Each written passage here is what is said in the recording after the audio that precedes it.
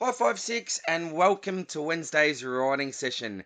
Today we are completing our body 2 paragraph for our mysterious house narrative. So, this is the main event scene. It's the big bang moment, the main happening, the problem, an interesting event, or the uh-oh moment. So, remember, we don't always refer to this as the problem.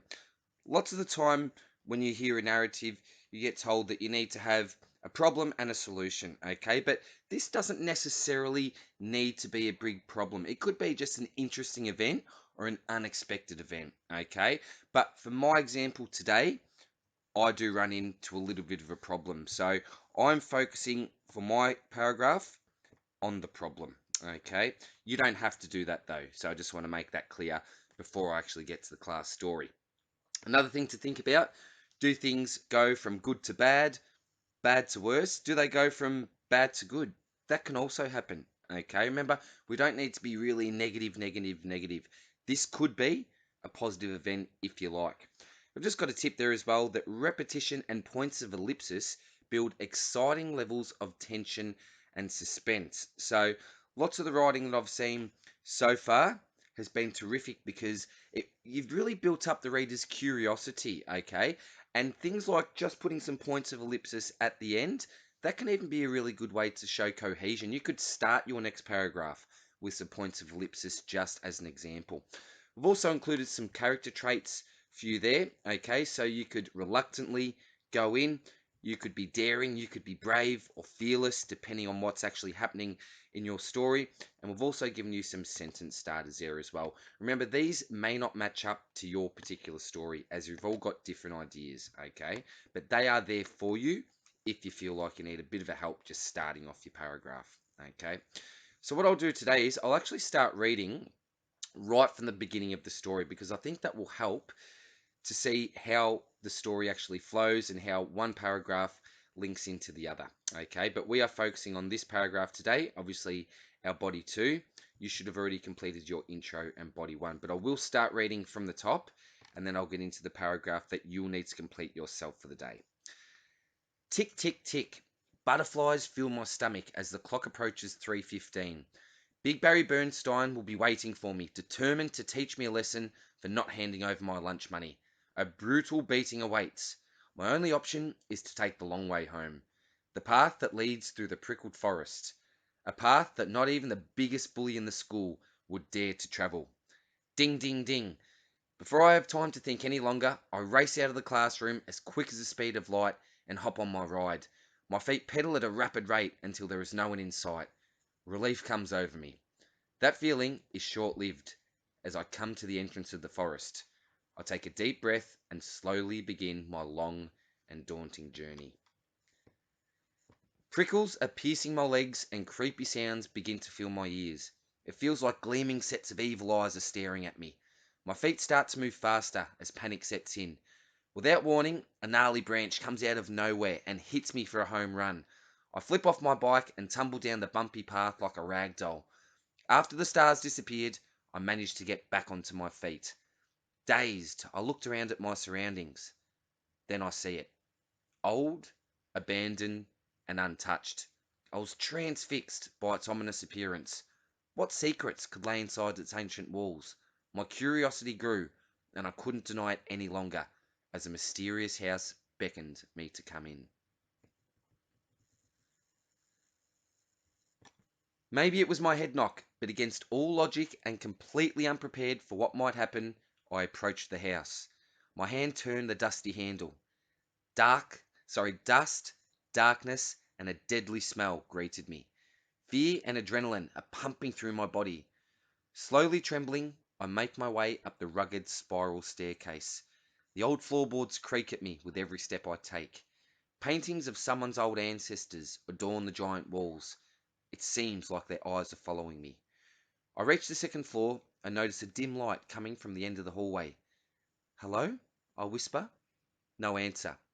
I cautiously walk towards the light. And ah! A deadly scream echoes through the building. I turn back and bolt down the stairs, squealing in terror. Crack! My foot breaks through the rickety staircase.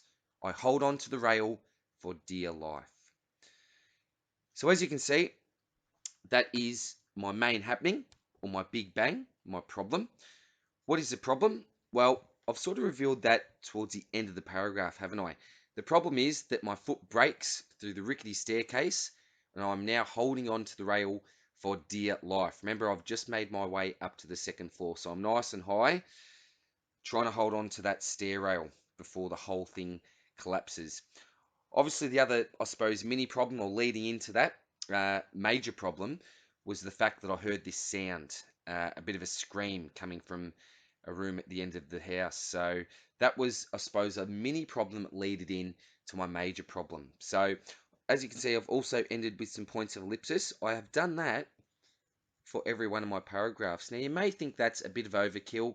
Possibly looking back now, editing and revising, it may have been. But as I said, I think that's a really good way to, develop some curiosity, okay, and really make the reader want to read on and find out what's going to happen next. That's really important when you're writing a narrative. So you can see that I've tagged my with me. So not the same word, obviously, but if I'm talking about me, it beckons me to come in. Maybe it was my head knock. We know that we're talking obviously about the same person and not somebody else. So again, I won't go through all of the powerful strategies that I've used, but for example here, I'll show you this one. I have mixed two strategies there. Oh, you can't see it now. There you can. Dust, darkness, and a deadly smell greeted me. Okay. Well, actually, now that I look at it, it's actually three strategies in one. Dust, darkness, and a deadly smell. You've got some alliteration there. It's obviously a power of three. Duck, jeez.